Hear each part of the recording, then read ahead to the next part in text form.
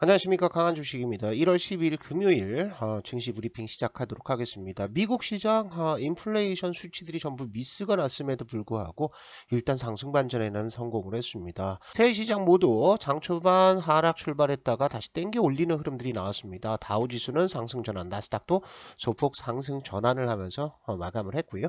퓨엔 그리드 지표는 다시 그리드 쪽으로 좀 넘어오고 있습니다. 이게 살살 내려와서 62하까지 좀 내려와야 될 것 같고요.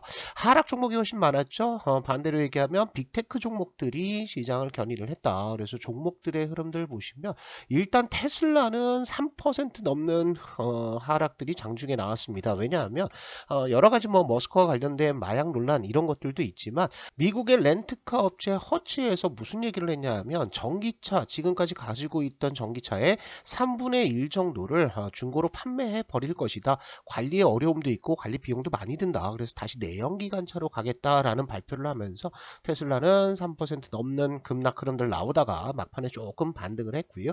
마이크로소프트, 아마존 그리고 엔비디아 이렇게 빅테크 종목들이 급등을 해주는 모습을 보였습니다. 섹터별로 보면 역시나 요 나머지 종목들 요쪽은 보시면 전부 다 새빨갛죠. 많이 빠졌다라는 거예요. 그리고 대신 마이크로소프트나 아니면 엔비디아 이런 빅테크 종목들 테크 쪽이 강세를 보이면서 시장을 조금 받쳐주는 모습들인데 힘이 조금씩 빠지는 느낌들도 좀 나고 있습니다. 섹터별로 보면 테크 쪽이 제일 좋았고요. 에너지도 일부 반등을 했는데 테크 쪽에서는 통신 서비스 그리고 소프트웨어 쪽도 좋았고요. 반도체도 좋았습니다. 장비 쪽도 좋고요. 어제는 IT 섹터가 상대적으로 강세 흐름들을 보였습니다. 인플레이션 발표가 됐는데요. 소비자 물가지수 MOM으로 0.3% 예상치보다 더 올라갔죠. 그리고 YOY로도 3.2% 얘기를 했는데 3.4%까지 나왔습니다. 근원 쪽은 그나마 조금 예상치에 맞아 들어가는 모습들을 보여줬는데 제가 이제 어제 우리 무료 카톡방이라든지 아니면 브리핑을 통해서 말씀드렸던 것은 12월에 CPI는 올라갈 것을 전부 다 예상을 하고 있었습니다. 그래서 예상치 가이던스가 3.2%로 잡혀 있지만 최근 들어서 증권사 예상치들은 3.3%까지 올라왔다 그랬죠. 그래서 3.3%까지만 해도 시장은 반등 그리고 3.4%도 고냥고냥 버틸 만한 조정이 나올 거고 3.5%만 안 찍으면 된다라고 말씀을 드렸었는데 3.4% 기록을 했습니다. 신규 실업수당 청구 건수도 여전히 이렇게 낮아지는 모습을 보여주고 있어서 이렇게 되면 3월 달에 금리 인하 물 건너가는 거 아니냐 이런 실망들이 나오는 거죠. 그런데 제가 이제 이번 달에 물가는 별로 걱정하지 않으셔도 된다라고 말씀을 드렸던 이유가 12월 달 CPI가 올라갈 것을 시장이 전부 알고 있었습니다. 클리브랜드 연은에서 지금 뭐 인플레이션 관련해서 예상치들을 계속해서 내놓고 있는데요. 요거는 이제 발표되기 전이에요. 지금 들어가 보시면 요 수치들은 지워졌습니다. 왜냐하면 이제 예상치들을 지금 보여주는 사이트이기 때문에 12월 달에 CPI는 MOM으로 이렇게 0.3% 증가할 것으로 예상을 했었고요. 그 다음에 YOY로 봐도 3.32% 증가할 것으로 예상을 하고 있었습니다. 그런데 이게 1월 달 되면 그러니까 이게 1월 달 수치는 어떻게 되느냐 0.30의 MOM으로 0.2% 이하로 내려오고요. 그 다음에 YOY로도 3% 아래로 다시 2% 복귀를 할 것이다 라고 이제 예상을 좀 하고 있는 거죠. 그리고 뉴욕 연은의 기대 인플레이션도 하락세를 유지를 하고 있습니다. 계속해서 내려오고 있어요. 1년이라든지 3년 모두 하락세를 유지를 하고 있는 상태다. 그래서 어제장에서 보시면 달러 인덱스 튀었죠. 장중에 CPI 발표하고 나서 완전 폭등을 했었는데 다시 제자리 내려왔습니다. 왜 1월 달에 1월 CPI, 그러니까 2월 달에 발표되는 수치는 다시 내려올 것으로 알고 있기 때문에 그렇고요. 10년물 국채금리도 역시나 팡 뛰었다가 다시 제자리로 내려오는 모습을 보여주고 있다라는 거죠. 그래서 시장은 뭐 어느 정도 일정 소화를 잘했다라고 보시면 좋을 것 같고요. 장중에 애플과 마이크로소프트의 시가총액이 한번 역전이 됐었습니다. 종가 기준으로 보면 다시 애플이 올라가긴 했는데요. 보시다시피 시가총액 차이가 별로 나지가 않습니다. 이렇게 시총의 1위가 바뀐다라는 것들, 순위가 역전된다라는 것들은 시대적인 흐름 또 산업의 어떤 발전 방향들을 우리가 가늠해 볼 수 있다라는 거죠. 기존에 이제 핸드셋이라든지 이런 모바일 기기에서 어디로 넘어오고 있다? AI 쪽으로 넘어오고 있는 것들이 지금 보여지고 있는 상태고요. 우리 시장을 한번 보시면 어제 수급들 굉장히 유난을 좀 떨었습니다. 만기일도 있었고요. 요거 보시면은 기관이 3조 원 팔고 그 다음에 은행이 2조 한 3천억 샀다. 특히 이제 은행이 이렇게 팔았다. 이거 뭐냐라고 생각하시는데 이거 블록들입니다.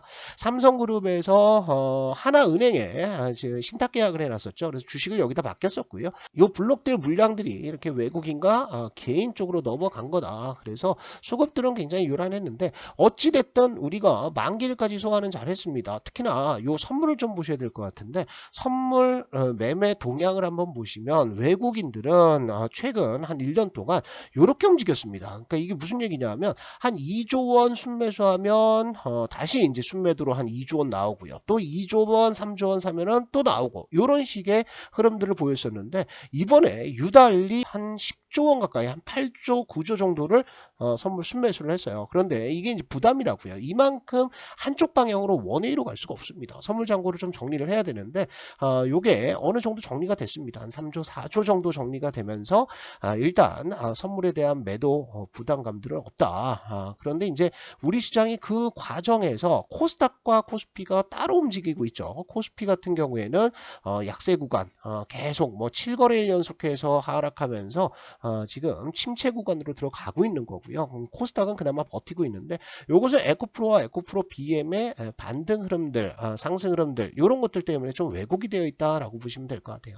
우리 시장 흐름들 보시면은 연초에 한번 랠리 딱 보여주고 나서 계속 두드려 맞았죠. 하나, 둘, 셋, 넷, 다섯, 여섯, 7거래일 연속해서 이제 하락을 했고요. 요거 바로 V자로 돌리기는 좀 부담스럽습니다. 미국 시장도 이제 조정 구간 들어가냐 안 들어가냐 이거를 가늠하는 구간들이고 200일선을 한번 보고 가야 되지 않을까 싶어요. 우리가 기대를 할 만하지는 않다. 대신에 코스닥 같은 경우에는 11선 계속 지켜주고 있는 상태인데 중요한 것은 여기에서 배터리 쪽이 좀 조정이 나온다. 그럴 때 이 배터리의 조정을 감내해 줄 수 있을 만큼 다른 섹터들이 좀 나와야 됩니다. 그래서 그런 것들이 어디서 나오는지 한번 보시면 좋을 것 같고요. 오늘 시장에서도 뭐 대단한 상승은 아닐 겁니다. 종목별 제가 이제 잡주 장세다라고 말씀을 드렸잖아요. 그래서 대형주보다는 일단 아직까지는 잡주 중심으로 대응을 하시는 게 좋다. 이렇게 보시면 좋을 것 같고요.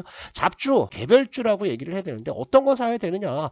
우리 강한주식연구소에서 말씀드리는 종목들 중심으로 보시면 됩니다. 광전자 어제도 급등했습니다. 어제 20% 이상 급등하면서 요게 뭐 수익이 한 50% 정도 났죠. 광전자뿐만이 아니라 이스트 소프트도 급등을 했고요. 한국 무브넥스도 어제 장대 양봉 뽑아주면서 상승 흐름들 괜찮습니다. 이스트 소프트는 고점 지금 요렇게 요 갭을 지켜준다라고 한다면 한 방 더 남았죠.